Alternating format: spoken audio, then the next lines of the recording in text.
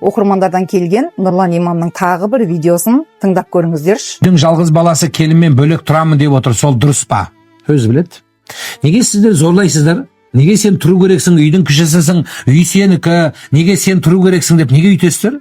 Сол міндет па не соның тұруы? Ол дұрыс емес сіздердікі. Бала өз еркімен тұру керек. Әйелімен тұрғысы келе ме, әйелімен тұрсын. Неге сіздер зорлап көрсетіп, зорлап әйел қылып аласың, зорлап мені жақсы көресің, зорлап мені қаратасың. Сонда енді сол зорлап бала қараса, балаңыздың өзі зорласа, ертең келін сен мамаңды қарайды деп ойлайсың ба? Қашан өліп қалар екен деп тілейтін шығар, бірге тұрғандар. Қанымызды ішіп бітті деп.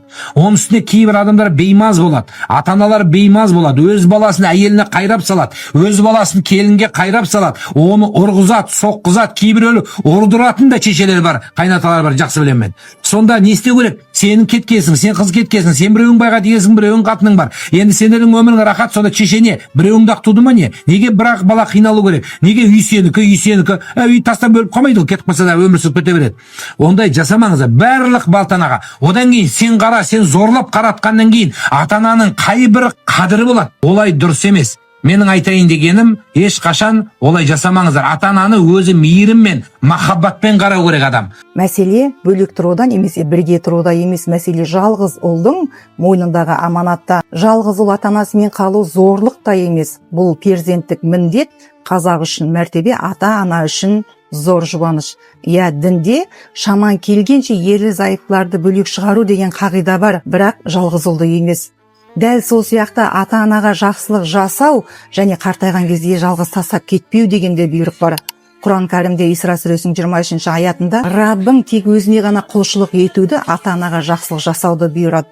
Оның бірі немесе екеуі де сенің жаныңда қартайып жатса, оларға тух деген сөзді айтпа, зекіме делінген. Исламда ата-анаңды жұмыс бабымен немесе түрлі басқа да себептермен тастап кетіп, қазір телефон бар ғой, күнде хабарласып отырамын, күнде ай сайын ақша салып отырамын, сол жеткілікті, менің қарасқаным болады деген ұғым жоқ. Ата-анаға ақша қажет емес. Мейлі ол жас болсын, кәрі болсын, күнде бір кесе шайын беріп отыратын келіннің жылы қабағы, немерелерінің айналасында күнде күліп ойнап жүретіні, өз баласының күнде жанында отырып, әке-шеше жағдайларыңыз қалай деп айтатын дауысы ғана қымбат. Отбасы, яғни қара шаңырақ, бұл ерлі-зайыптылар мен жеке шекарамды құрып алуым керек дейтін олардың жеке мекені емес. Бұл бабалардың жолын жалғайтын киелі мекен. Қазіргі бүгінгі жастар сол мекеннің киесінен қорқып, мен ата-анама перзент алдындағы міндетімді атқарып жүрмін ба деген сұрақпен өмір сүру керек. Сонда ғана отбасындағы туралық та, тұрақтылық та бекем болады.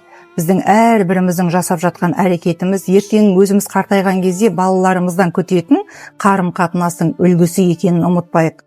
Ал Нұрлан имам тек өз ойыңызбен ғана емес, дін мен дәстүрді ұштастырып, туралықты сөйлеңіз. Бізге батыстың тәрбиесі емес, өзіміздің ұлттық тәрбиеміз өте маңызды. Ал сіздер қалай ойлайсыздар? Бұл жалғыз баланың ата-анасын тастап кетуі өзінің таңдауы ма, жоқ ата-ана алдындағы міндетін ұмытып кетуінің белгісі ма? Жоқ басқа да себептер бар ма?